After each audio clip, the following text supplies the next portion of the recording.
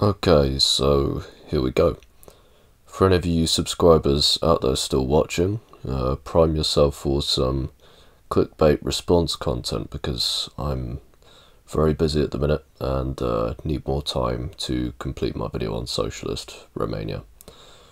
I've decided to do an obligatory Vaush response, Vaush, for one reason primarily, and that's because his audience is very large, growing, and there are still, I'm guessing, many followers among them that need to be encouraged down the communistic pipeline, away from impotent rad-lib and anarchist politics and towards effective political praxis in the Marxist-Leninist sphere.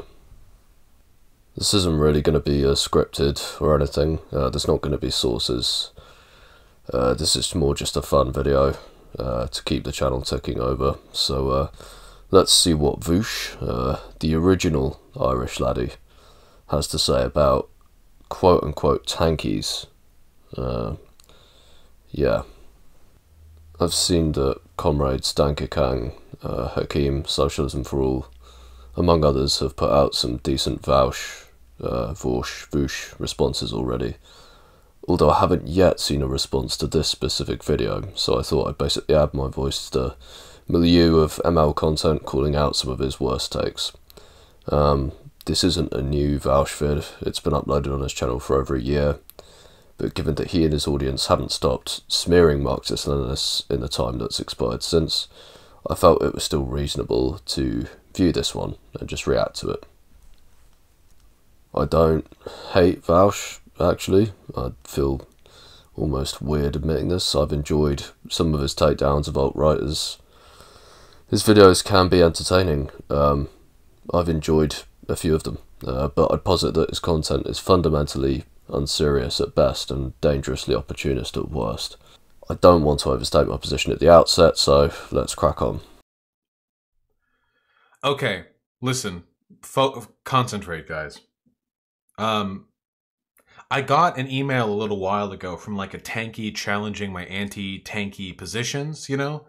And I responded and I criticized their takes quite a bit. And I usually don't talk that much over email. But I just fucking hate, I just fucking hate tankies, dude.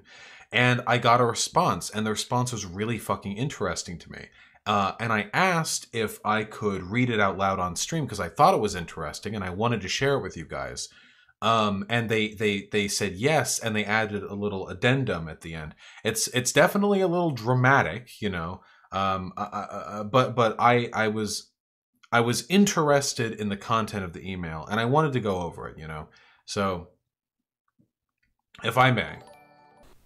So I know Vaush uses tanky as a pejorative fairly often, all the time in his videos, but I'd like to know how he actually defines the word. It's a routinely bandied about word, but I'm not familiar with anyone even half seasoned in socialist theory and or history that uses it. To borrow from one of Vaush's heroes, Noam Chomsky, I think it's actually vital that political terminology is defined. So are tankies Marxist-Leninists who defend left adventurism or social imperialism, as per the Khrushchevite invasion of Hungary in 1956? Are tankies people who uphold the legacy of Vladimir Lenin and the October Revolution? Are tankies people who support, you know, quote-unquote, authoritarian socialist systems? I think that this is a term which requires further definition. I used to call people tankies before I'd engaged with any socialist history and theory, so I'm always wary, out of retrospective embarrassment more than anything else, of people who still choose to use the word now. The person using such an amorphous word needs a specific definition, or I'm not going to take them seriously. To be honest, in the week and a half since I first wrote that original email, I have lost all interest in defending tankies from your or anyone else's condemnation. As we were scrambling to release our first internal circular on New Year's Eve, I pointed out that one of our articles ignored the distinction between Republicans and Democrats. One thing led to the other, and what followed was over 12 hours of my repeated attempts to demonstrate why Democrats lead to better outcomes than Republicans in a sea of non-arguments ranging from irrelevant to outright disingenuous. So, classic Vaush material here. Platforming a viewer who's wasting their precious time defending the Democratic Party from attacks from left comrades. Is it just me, or is this too convenient? This is exactly Vaush's line in like every other video. It's been said before, but I will repeat it here. The Democrats are not a workers' party. They're not even a social democratic party. They're a vicious neoliberal cabal that detest the left, and against the Trumpist right, they are the favoured wing of the bourgeoisie. Think back, to when Clinton was running off against Trump in 2016. Whose coffers was the big money flowing into? It was the Dems. Domestically, over the past few decades, they've been at various times worse than the Republicans. Clinton's, as in Bill Clinton's, rolling back of Social Security springs to mind. They're also at various times more imperialist. Does anyone seriously doubt that Biden's American Restoration Project is going to be more imperialist than Trump's equally revilable, is that a word? Equally reviled isolationist MAGA, Two arse cheeks of the same backside. Serious socialists reject both, unequivocally. At one point, one of the others who actually seemed to agree with me criticized my appeals to the welfare of American people, posting the Karl Liebknecht, yep, I don't know what that is, know who that is either, quote. Yeah, of course you don't know who that is, because you don't know enough about socialist history. Quick history lesson. Karl Liebknecht was a real socialist. Vaush isn't. Pity for poverty, enthusiasm for equality and freedom, recognition of social injustice, and a desire to remove it is not socialism. While true, the implication was that we should not really concern ourselves with what's best for the people at all. It was totally unfathomable to me how anyone, especially people who I've found to be reasonable on other issues, could be so dismissive of my inarguable points, unable to engage with them directly, even once in what is probably the longest debate I've ever had. But then I remembered that not too long ago I was on the other side of the same debate, shocking my social democrat friend by telling her I had no intention to vote when I turned 18. When she asked me why, I regurgitated the same, both sides are bad, therefore who cares? True. Both sides are very, very bad. Both parties are representatives of the capitalist business elite. Neither has any meaningful connection to workers. Both oversee management of the most overtly imperialist nation on the planet. Stating anything else is splitting hairs. Here in the UK, there's an ongoing debate around the role of the left within the British Labour Party, a party which Lenin pointed out way back in the 1910s is riven with contradiction. It retains a significant connection to workers' organisations. Trade union money makes up the majority of the party's funding, yet it's fundamentally a bourgeois party, which is in the process of flushing the working class vote down the toilet, as I make this video. You can maybe have a conversation about the role of the left in the British Labour Party, and about the possibility of weaponising left energy inside that party machine. This is arguably a worthy discussion because of the unique history of the British Labour Party. This is categorically not a useful discussion in relation to the Democrats, for the same reasons, because they have their own unique history, and theirs is bourgeois. The bourgeoisie will never loosen their grip over their favoured vehicle. There's no contradiction within the Democrats. They are explicit agents of the capitalist class.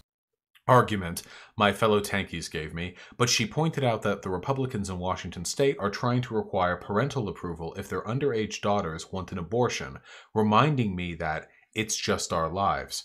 Yes, I too may have been anti-voting, but when I was faced with a good rebuttal, I changed my mind, but they maintained it. Sitting there, typing away at a private Discord channel in a private server in an organization that most people will never know or care about, I realized that these people, even the ones who weren't opposed to voting, aren't socialists because they wanted to maximize the well-being of all people. They're socialists because Marx was right, and Marx was right because he's a socialist. And however well-meaning these people are doesn't change the fact that this organization, an organization I co-founded 2.5 years ago, has done less than nothing for the left. If anything, it's done active harm. Maybe this is on you, on the letter's author. Maybe this is because you don't yet know how to organise. Maybe this is because you haven't developed your politics to a sophisticated enough stage to realise that Marxism is not a revolutionary aesthetic, but an ever-evolving science. These are the things, Vaush should be advising his interlocutor on. The author of this letter is confusing me, to say the least. Here is someone who claims to be networking and engaging with quote-unquote tankies inside a left organisation, and yet instead of seeking instruction from their comrades, they're exchanging love letters with Vaush, someone who basically admits that they do not really read socialist theory or history. This is the wrong person entirely for this fledgling leftist to be interacting with, in my opinion. Yesterday, one of our members was bragging about going on a pro-Bernie server and spamming messages calling him a social fascist. I can't even begin to describe the myopia that must have led to that. Yeah, so not a pejorative I'd use when trying to win over the social democratic left, but an acceptable phrase, I think, to use within a communist framework. This is what Bolsheviks in Stalin's time would have described social democratic opportunists as. I want to thank you for allowing... jerk me off a little. I want to thank you for allowing me to see the blatant destruction that these people do to the left, a destruction that I have, up until this point, perpetuated, because I thought we and only we were in the right.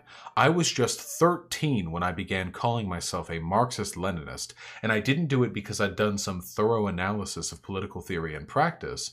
I did it because I watched a few Finbull videos that told me Stalin and the USSR were good. And herein lies the problem.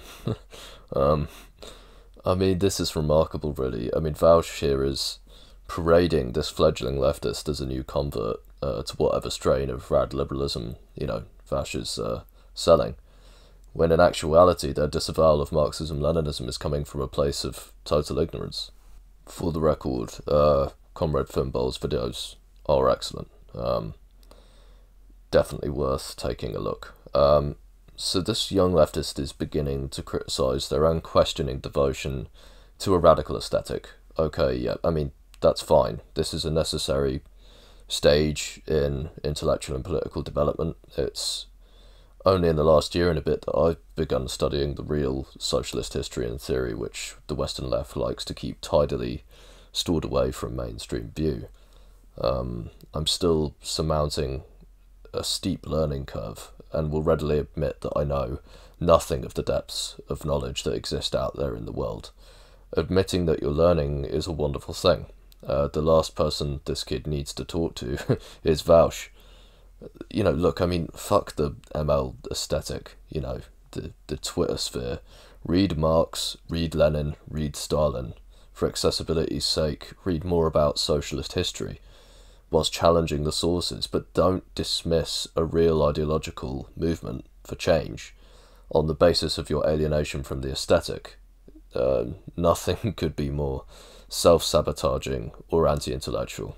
And I believed them without listening to the other side. And maybe those videos were right, but I can no longer be so arrogant as to dismiss the consensus of mountains of academic and historical research without having a damn good understanding of it myself. I have to face the fact that I've become emotionally attached to my positions, unironically pushing feels over reals.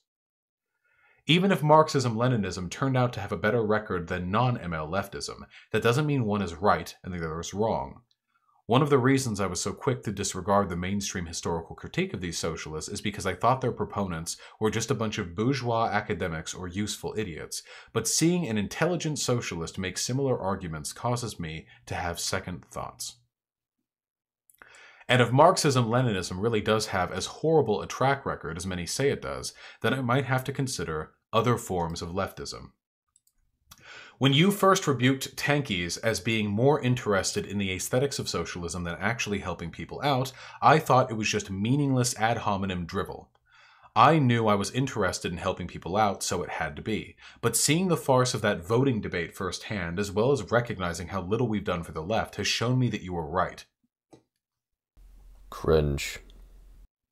Frankly, I think what really attracted me to Marxism-Leninism at first was the notion of some idyllic socialist past that we needed to recreate, a sentiment that I'm sure is shared by many on the alt-right, albeit for different societies.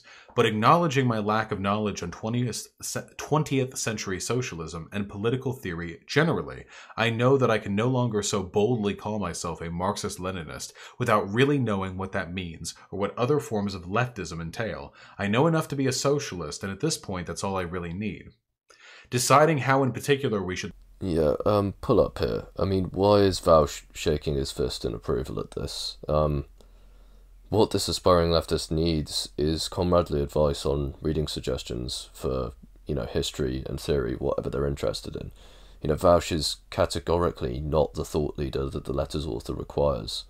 Comrade Morin mentioned on stream in the last few months that there's nothing more likely to convert an interested, engaged, open-minded person to Marxism-Leninism than reading the history and reading the theory, and this is absolutely the case. Structure our government and economy after we win the Civil War, after we set up a revolutionary uprising, after we win over enough people to make that possible, is by far one of the least productive things I could be doing right now. And it's likely more than a coincidence that I joined the tanky community around the same time I joined the YouTube subliminal sphere, an occult collection of channels that claim their videos, if listened to long enough, can change one's physical attributes. I was deluded by their promise of allowing me to transition completely, as I was too afraid to face my family and my society. Now I realize that waiting has only been to my detriment, but I am glad I gradually admitted the obvious absurdity of this delusion to myself over the last few months, for which I have to thank ContraPoints for showing me that being trans isn't the worst thing ever, and thank you for restoring my respect for science and academia. Okay, number one, Vaush is not an arbiter of scientific truth and knowledge. He doesn't even take a scientific approach to socialism. So, no idea where that praise is coming from. I didn't really clock what the letter's author was trying to say at this point, but I'll just say that, for the record, categorically, we should and must, as socialists, back trans people, no to trans hate and to forms of class reductionism and trans exclusionary politics. Maybe that's something that me and Vaush can agree on. So, in short, I disavow all of this nonsense and thank you for helping me see through the dogma. But I'll still remain in my organization and try to make it better. Maybe we might be able to let back in all the Trotskyists and anarchists we purged almost 2 years ago. I don't want a group I created to continue hurting the left, but I am consoled by the fact that whatever effect we're having, I doubt it will be large enough to be relevant. I'll cut this short because this is almost getting as long as my first email. Thank you for everything you do and congrats on 50K. Good luck in the next decade. Congrats on 50K. Wow. And at time of recording, Vaush is doing serious numbers. I mean, we've got to address this and continue to promote real socialism. Lots of work ahead of us, comrades. So that was the original email that she had sent to me. And then I asked her if she would be okay with me reading it on stream. Because, and maybe this isn't your personal thing, and there's no doubt, some jerking off here, and I love being jerked off. But there is content here that is relevant to what I have discussed in the past. And I like getting a human insight into this misattribution of leftist values. What's incredible to me is that the time period between the first email and the one where they avowed everything else, where they disavow everything else, the difference between the two was like a week. So, day one, they're messaging me, telling me that I'm wrong in my characterization of tankies. And day 8, they're completely disavowing all of this. Anyway, this is I think it's fairly, this is far better written than most of the emails that I get. It's pretty darn good looking, actually. But there's an addendum. There's an addendum to this script that she asked be, I assume I guess context. The name on the email is Victoria, so I think that's a fairly reasonable guess, but I'll go with they anyway, just to be sure. Yeah, I don't think I've misgendered anyone at this point, but I hadn't been thinking about that, so hopefully not. Hopefully not. There is a postscript that she's asked I read, so I'll go over that now. P.S. If anyone from my organization hears this message, I have little doubt of what is to come. You might strip me of my roles, exclude me from the group, and tarnish my memory. And I would take all of it gracefully, for if the tables were turned, I would have done the same just a few months ago. But before you unleash your vitriol and call me every name in the book, consider this. There is a reason I did not reveal the name of our organization or those of any of our members. It's because I don't want to throw away everything we've built. I want to make it better. If you think the path we are on today is the path to socialism and victory, I want you to stop and ask yourself exactly what we have achieved over the last 2 years.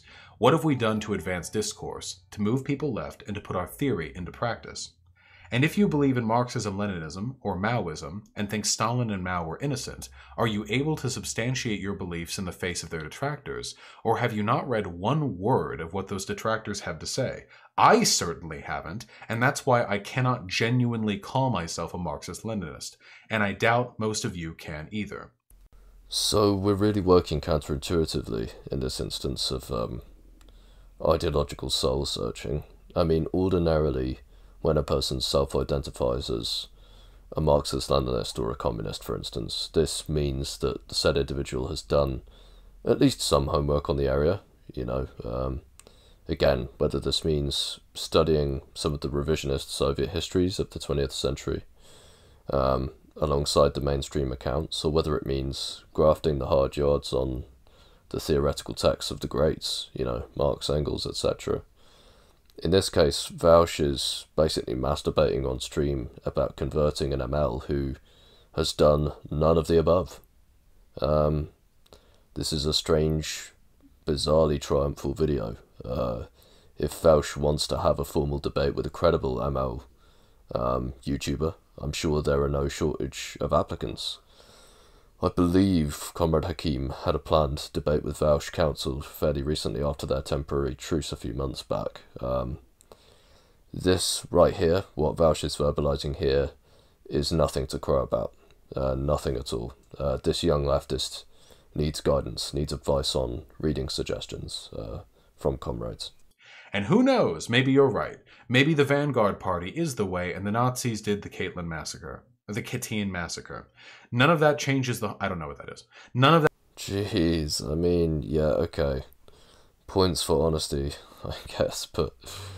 I don't know. Just don't lift your politics and history from Gamer Bros, kids. Don't do it. That changes the harm we are doing to the left by ignoring the blatant reality that most people, if exposed to our positions, would view us just as we view the Nazis. If you want to change that, you need to engage with the issues of today, the issues that matter to ordinary, working people. And you need to engage with your opponents on the right, but also on the left. Perhaps you might learn something. It would be dogmatic to think otherwise. On the other hand, you could keep sailing down this river, publish your articles, hold your meetings, run the committees with minimal participation outside the staff themselves. Despite everything I've said here, I do not hate you, for I know you mean well. No, actually, I pity you, for you are convinced that your path is right, that you will be the vanguard of the next revolution in the West when your largest Western advocate is Jason Unruh. I pity you, for you never realize that the divide in America is not between socialists and capitalists, but between social democrats and fascists. Move it left, or your... That's very true, by the way. Move it left, or your river shall not lead to paradise, but the jagged cliffs of a fascist rebellion. Oh yeah, so observant, yeah, just stroke the moustache, yeah. Or the beard, whatever it is. I mean, That's complete bollocks. If we interpret the letter's author's views here as aligning with Vaush's Move Biden Left campaign, we can completely disregard this argument. The Democrats are a bourgeois, pro-business, neoliberal, imperialist party. Yes, we should reach out to social democrats, but there's no workers' movement within the Dems to shift leftward at all. Complete dead end. We're running out of time to fix capitalism's inherent crises. Don't waste time with this cul-de-sac logic. I had a further thought whilst editing the video. The dichotomy between social democracy and fascism, which the letter's author here holds as being the primary opposition, at least in US politics, is not, as socialists recognise, as great of a contradiction as it may first appear. The collapse of the liberal order, a much touted phenomenon, even in bourgeois media, is now a living, breathing reality happening in real time. So what does this mean? It means that the institutions that uphold neoliberal capitalism are beginning to cleave for a new, reformulated politics that can reassert US hegemony amidst the changing variables at play. We're thinking here of the rise of the People's Republic of China in the developing world, and in the first world we're thinking about the emergence of strains of left populism that have the potential to limit the power of capital if they're given the room to germinate.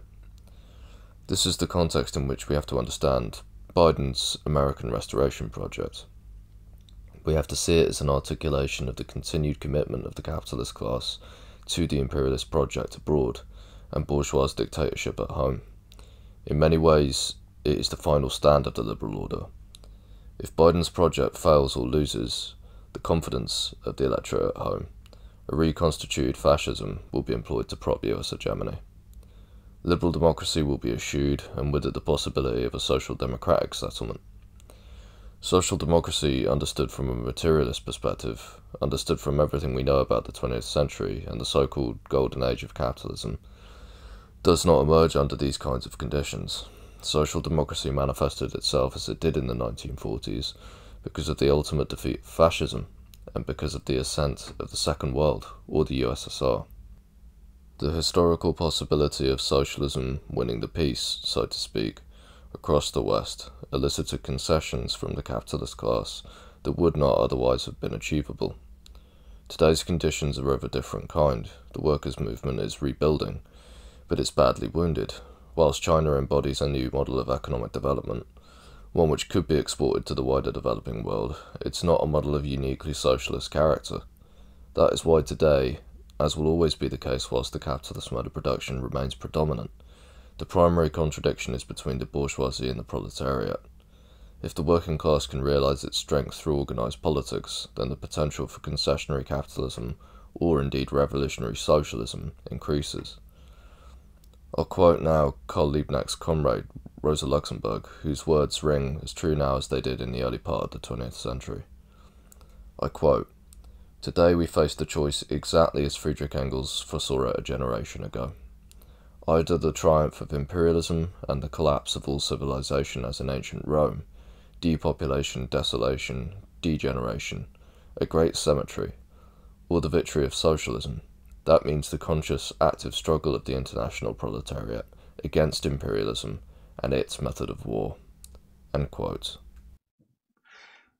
And that's the conclusion of the postscript. And I don't want to editorialize too much because Comrade Mooney, this does sound like letter to cult member from ex-member of that cult. It really does.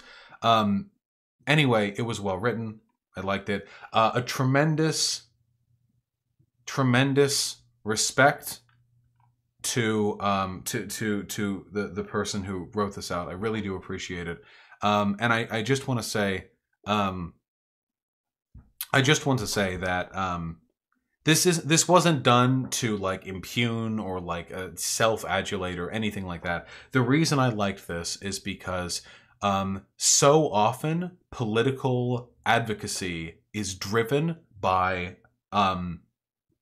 personal, unresolved internal disputes. Why are so many people neo-Nazis? Well, it stems from hurt. and entitlement and anger. You know, why are so many people liberals? Well, because it stems from you know, a fear, a complacency, an unwillingness. There's usually an emotional root to people's political views. Nobody truly is, you know, a bastion of facts and logic, including myself. There are reasons, legitimate reasons, emotionally, why I believe the things that I believe, and I'm compromised, and those biases affect my perspective. And it is as important when engaging in political advocacy to examine the psyche of those who disagree with you as it sometimes is to engage with their actual policy positions. Look, I mean, I don't agree with going down this line.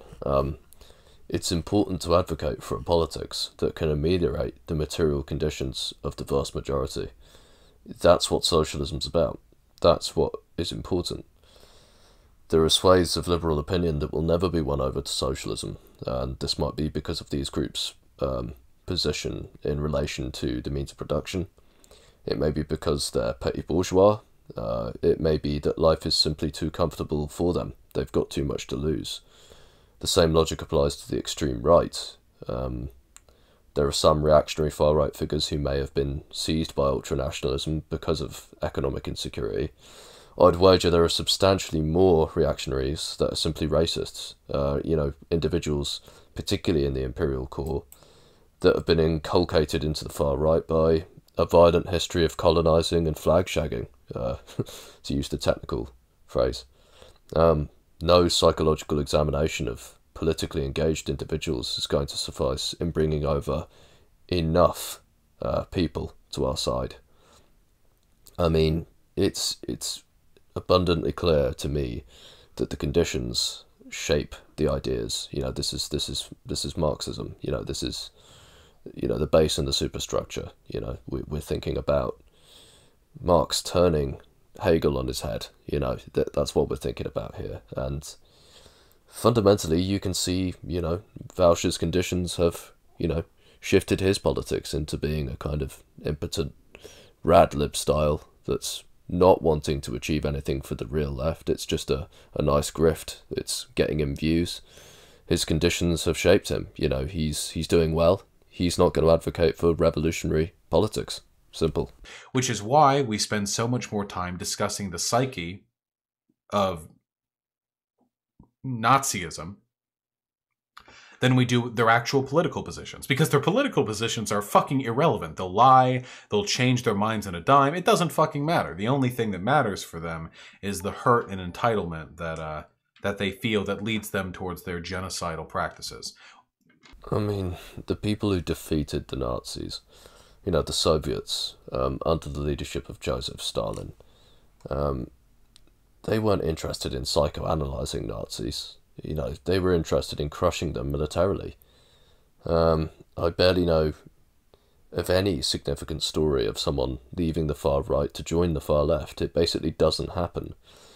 It's not always deep. It doesn't require a Freudian analysis. Nazism was simply an authoritarian ideology developed to defend the capitalist mode of production.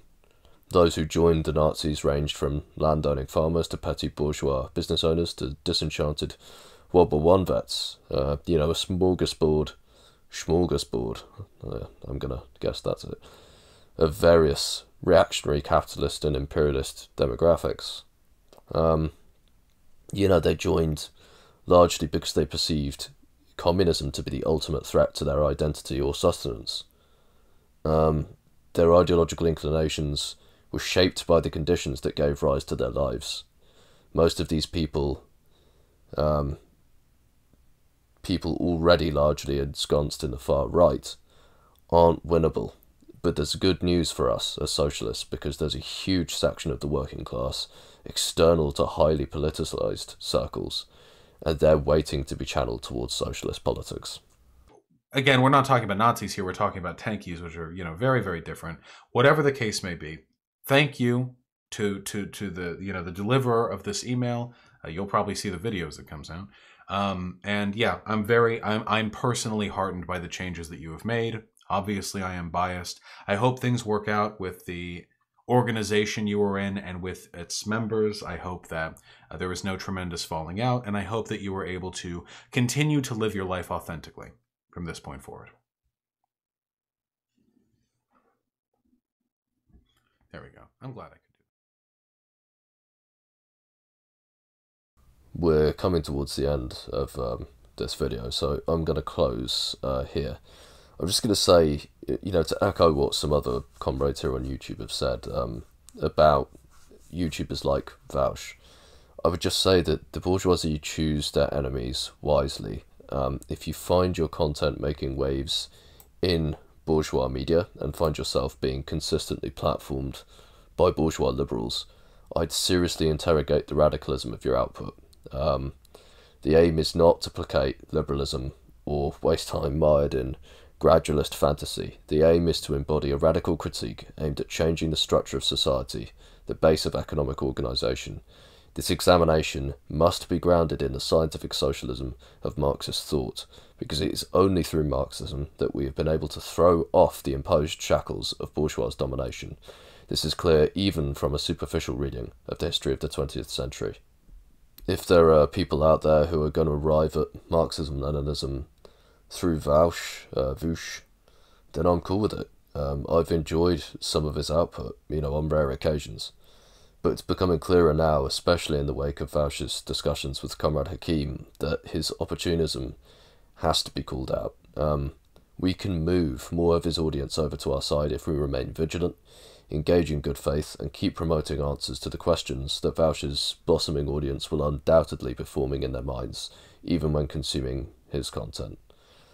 I don't know how many of you out there are still watching the channel. I'm sorry it's been taking so long to put anything out. I'm just very busy. Life is just overtaking me at the moment. But I will keep trying to put out more quick-fire content like this if you enjoy it, so do let me know in the comments section. Please hit like, subscribe, and whack that notification bell, which I'm told is very important. I didn't even know much about this notification bell. Yeah, if you enjoy what I'm doing, yeah, so that's grand.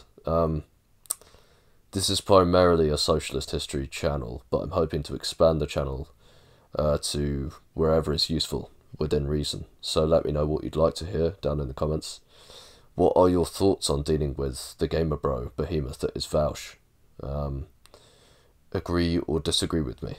Let me know. This has been Socialist Quick Fix. Thank you, and goodbye, and stay safe.